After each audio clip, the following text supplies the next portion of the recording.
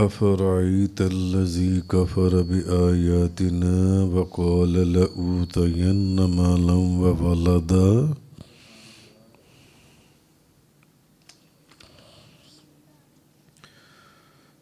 کیا آپ نے اس شخص کو دیکھا جس نے ہماری آیتوں کے ساتھ کفر کیا؟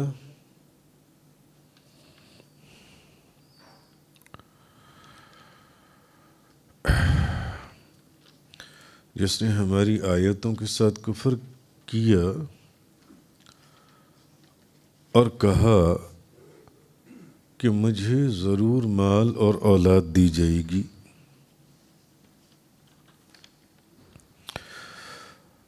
اطلع الغیب ام اتخذ عند الرحمن عہدا،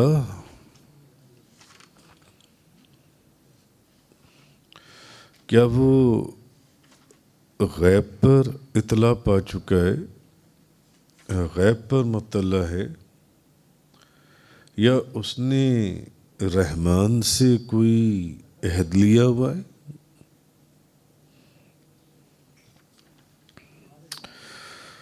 کلا، ہرگز نہیں، ہرگز نہیں، سنکتب ما یقول ونمد له من العذاب مدا،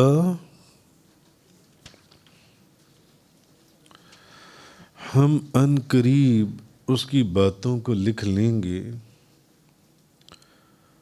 اور اس کے عذاب کو بڑھاتے رہیں گے۔ وَنَرِثُهُ مَا يَقُولُ وَيَأْتِينَا فَرْدًا،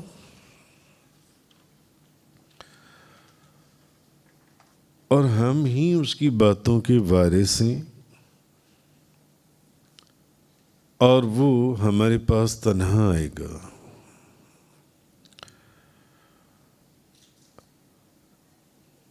اب یہ جو فرمایا گیا کہ افرأیت الذی کفر بآیاتنا،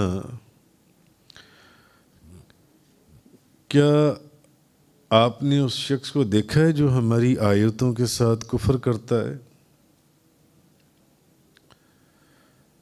اب یہ آیات کس موقع کے اوپر نازل ہوئی ہیں؟ بخاری شریف اور مسلم شریف کی حدیث ہے، حضرت خباب بن ارت رضی اللہ تعالی عنہ زمانہ جاہلیت کے زمانے میں ان کا عاص بن وائل کے اوپر قرض تھا، انہوں نے اس کو کچھ قرض دیا ہوا تھا، تو آپ اس کے پاس گئے کہ بھئی تم نے جو قرض لیا ہوا ہے اب وہ پیسے جو ان سے ہیں لوٹا دو۔ تو آپ نے اس سے تقاضا کیا ان پیسوں کا، تو وہ شخص جو ان سے ہے وہ کہنے لگا کہ میں تو تمہیں تمہارا قرض جو میں نے تم سے لیا تھا میں تمہیں نہیں دوں گا، ہاں ایک شرط ہے کہ جو قرض میں نے تم سے لیا تھا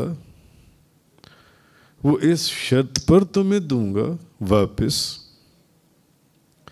کہ تم نبی کریم صلی اللہ علیہ وسلم کو چھوڑ دو اور تم جو ان کی نبوت کا اقرار کرتی ہو تم کفر کر دو، انکار کر دو۔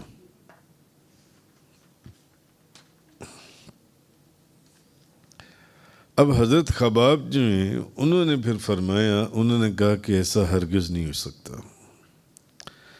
انہوں نے کہا تم مجھے یہ کیا بات کہہ رہی ہو کہ میں تم سے اپنا قرض لینے آیا ہوں اور تم کہہ رہی ہو کہ نبی کریم صلی اللہ علیہ وسلم اگر میں انہیں چھوڑ دوں تب تم میرا قرض مجھے واپس لوٹاؤ گے، مجھے واپس کرو گے؟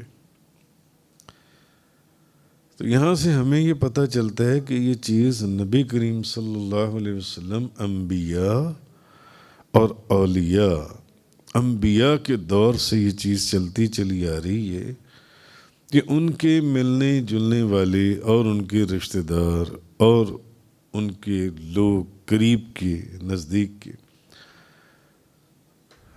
وہ ان کو اس وقت کے لوگ اسی طرح کی تکلیفیں دیا کرتے تھے جیسے کہ عاص بن وائل نے حضرت خباب کو کہا. انہوں نے کہا کہ اگر مجھ سے اپنا قرض واپس لینا ہے تو پہلے نبی کریم صلی اللہ علیہ وسلم جس نبوت کا دعویٰ کر رہے ہیں جو پیغام ان کا انکار کر دو, ان کو چھوڑ دو.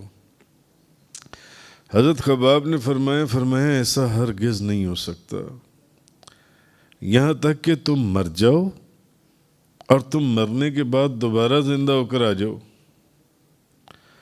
تو وہ کہنے لگا کہ کیا واقعی میں مرنے کے بعد دوبارہ زندہ کیا جاؤں گا؟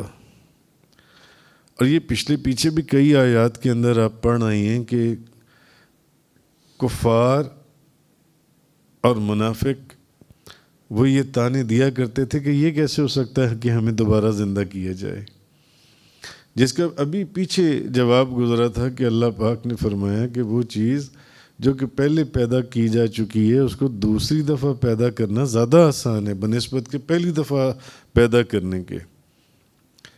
تو وہ کہنے لگا حضرت خباب نے کہا کہ تم مر جاؤ اور تم مرنے کے بعد دوبارہ بھی زندہ ہو جاؤ, تو مجھ سے تم اس چیز کی توقع کرتے ہو کہ میں نبی کریم صلی اللہ علیہ وسلم کو چھوڑ دوں گا؟ نہیں. تو اس نے کہا اچھا میں مرنے کے بعد کیا دوبارہ زندہ کیا جاؤں گا؟ کیا مجھے دوبارہ زندہ کیا جائے گا؟ حضرت خباب نے انہوں نے فرمایا ہاں بالکل ایسے. تو اب وہ بے ادب اور گستاخ وہ بولا, کہنے لگا تو پھر مجھے چھوڑ دو, یعنی پھر جو مجھ سے قرض جو لینے ہیں وہ قرض لے کر کیا کرنا ہے, پھر مجھے چھوڑ دو, مجھے مرنے دو.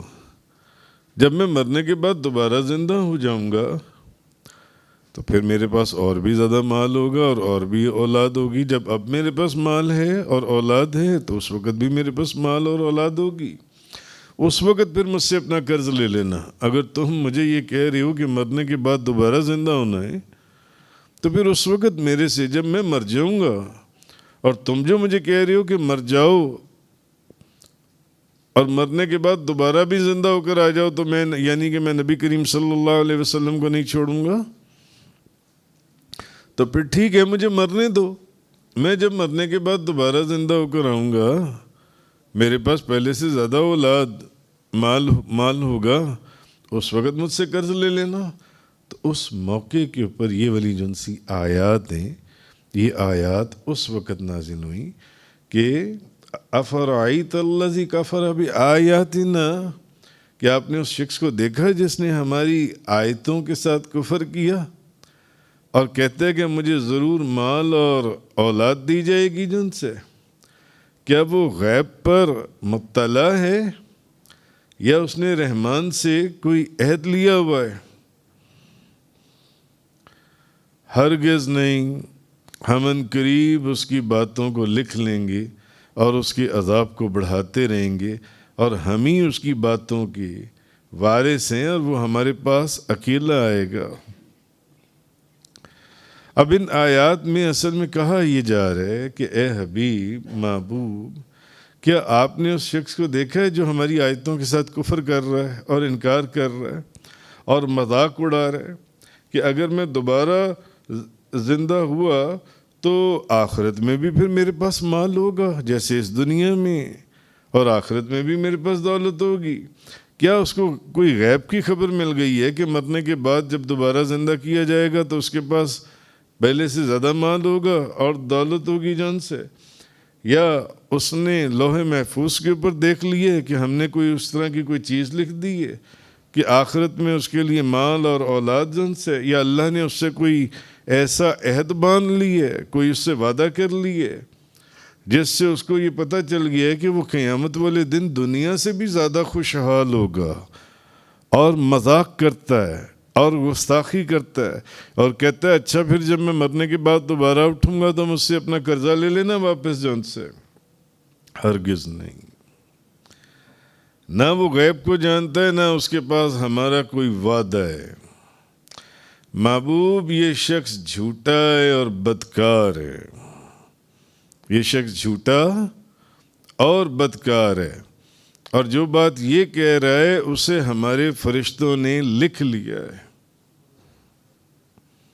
اسے ہمارے فرشتوں نے لکھ لیا ہے اور قیامت کے دن ہم اسے اس کا بدلہ دیں گے اور ہم اسے مال اور اولاد کی جس کا وہ توقع کیے بیٹھا ہے اس کی بجائے ہم اس کو ایسا عذاب دیں گے جس عذاب کا وہ مستحق ہے. جہنم کی وادیوں میں گرائیں گے اس کو جون سے اور اس کی ہلاکت کے بعد مال اور اولاد کے اوپر سے تو اس کی ملکیت اور اس کا تصرف ویسے ہی اڑ جانا ہے جو یہاں پر بھی ہے اس دنیا میں بھی. اس کے ہم وارث ہوں گے اور قیامت کے دن ہمارے پاس وہ اکیلا آئے گا خالی ہاتھ. اور آخرت میں دنیا سے زیادہ ملنا تو بہت دور کی بات ہے جو جن خیالوں میں وہ ہے، بلکہ دنیا میں جو مال اور جو اولاد اس کے پاس ہے آخرت میں اس کے پاس وہ مال اور اولاد بھی نہیں رہنا. جو حضرت خباب کو یہ کہہ رہا تھا کہ اگر مجھ سے اپنا قرض واپس لینا ہے تو پہلے نبی کریم صلی اللہ علیہ وسلم کو چھوڑ دو، ان کا انکار کرو یا ان کے خلاف اٹھ کر کھڑے ہو جاؤ. اور یہ منافق اور کافروں کا کام تھا. بے شمار لیکچرز میں ہم نے قرآن کی آیات اور احادیث سے اس بات کو بیان کیا کہ منافق اور کافر صحابہ کرام کو بھی روکتے تھے نبی کریم صلی اللہ علیہ وسلم کی بارگاہ میں زیادہ جانے سے یا ادھر سے واپس لوٹ آنے میں. وَاتَّخَذُوا مِن دُونِ اللَّهِ آلِهَةً لِيَكُونُوا لَهُمْ عِزًّا، اور انہوں نے اللہ کے سوا معبود بنا رکھی ہیں تاکہ وہ ان کے مددگار ہوں. وَاتَّخَذُوا مِن دُونِ اللَّهِ آلِهَةً لِيَكُونُوا لَهُمْ عِزًّا، انہوں نے اللہ کے سوا معبود بنا رکھی ہیں. وہ سمجھتے ہیں کہ وہ ان کے مددگار ہوں گے. اب حشر کا قیامت کے دن کا جب اس نے کہا کہ اچھا جب مجھے مرنے کے بعد دوبارہ اٹھایا جائے گا اس وقت مجھ سے اپنا قرض لے لینا. اب انہی بتوں کے پجاریوں کا ذکر ہو رہا ہے جو بتوں کی پوجا کرتے ہیں کہ قریش کے لوگوں نے اللہ کی بجائے بتوں کو اپنا معبود بنا لیا تھا. بتوں کو، اور وہ ان کی عبادت کرتے تھے تاکہ یہ جو بت ہیں قیامت والے دن ان کی سفارش کریں اور انہیں عذاب سے بچائیں. اس کا بھی پہلے کئی دفعہ قرآن پاک کی آیات کے اندر ذکر گزر چکا ہے، کیونکہ وہ اس امید پر ان کی عبادت کرتے تھے اور ان کو سجدے کرتے تھے کہ وہ یہ جو بت ہیں ان کی سفارش کریں گے اور انہیں عذاب سے بچائیں گے ان لوگوں کو. فرمایا کاللہ، ہرگز نہیں. سَيَكْفُرُونَ بِعِبَادَتِهِمْ وَيَكُونُونَ عَلَيْهِمْ ضِدًّا، ہرگز نہیں، ان قریب وہ ان کی عبادتوں کا انکار کر دیں گے اور وہ ان کے خلاف ہو جائیں گے. جن بتوں کو یہ اس دنیا میں پوج رہے ہیں یہی بت ان کا انکار کریں گے. یہی بت جن کی یہ عبادت کر رہے ہیں اور سجدے کرتے ہیں ان کے خلاف ہو جائیں گے. یہ بے وقوف اور احمق لوگ ہیں. انہیں یہ نہیں پتا کہ انہوں نے اپنے ہی ہاتھوں سے پتھروں کو تراش کر ان کو اپنا خدا بنا لیے اور یہ سمجھتے ہیں کہ جن پتھروں کو تراش کر ہم نے اپنا خدا اپنے ہی ہاتھوں سے اپنے خدا بنائے ہیں وہ ہمیں بہت فائدہ پہنچائیں گے، وہ قیامت والے دن ہمیں عزت سے نوازیں گے، ان کی وجہ سے ہماری عزت ہوگی، جون سی ہے عزت۔ حالانکہ ان کو یہ نہیں پتا کہ یہ جو بت ہیں نہ تو ان کو دنیا میں کوئی نفع دیں گے اور نہ آخرت میں کوئی نفع دیں گے،